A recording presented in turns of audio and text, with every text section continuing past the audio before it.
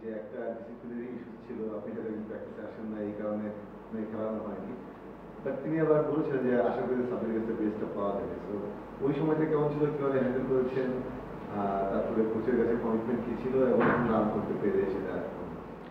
ছোটো থেকে তো হ্যান্ডলিং করতেছি ভাই, আসলে সব কিছু মিলে বড় কীভাবে নিজেকে কীভাবে সামলাবো, যেটা কোচের সাথে কথা হয়েছে আমার, হয়তো কোচকে আমি বলেছিলাম যেটা আমার ফ্যামিলি ইস্যু ছিল, হ্যাঁ উনি হয়তো বা বুঝতে পারে নাই, বাট আমার কাছে মনে হয়েছে যে ইন্টারনাল কথাগুলো প্রেসে না বলে ভালো। আর যেহেতু সাব্বির রহমান কিছু হলে ডিসিপ্লিনের কথা চলে আসে, আমি চেষ্টা করছি ঠিক করার জন্য, বাট আশেপাশে কিছু লোক হয়তো বা ভালো তো দিচ্ছে না, বাট পুশ করছে আমাকে।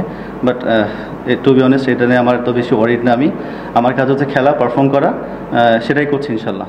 না অলওয়েজ ভাই, ইনিংসটা আসলে আমার জন্য খুব একটা কনফিডেন্স বিল্ড আপ করছে নেক্সট ম্যাচের জন্য, বা টিম জিততে পারে নাই এটা আসলে লাভ নেই আমার ইনিংসটা।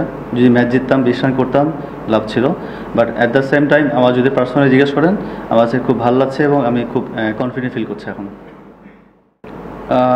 ন্যাশনাল টিমে তো এখনও তো ভাই খেলছি, যে আসলে স্বপ্ন তো সবাই দেখে, আমি তো এখনও এই ইয়াং বলতে পারেন বা সিনিয়র বলতে পারেন, একটা মিক্স আপে আছি। তবে আমার ফিটনেস এখনও তো পড়ে যায় নাই, যে এমন না যে আমি ন্যাশনাল টিমে পড়ে গেছি এমন। দু একটা ইনিংস বলে ভালো খেলতে পারি, তাহলে নির্বাচনটা হয়তো যদি আমাকে সুযোগ করে দেয় অবশ্যই খেলবো, কামব্যাক করবো।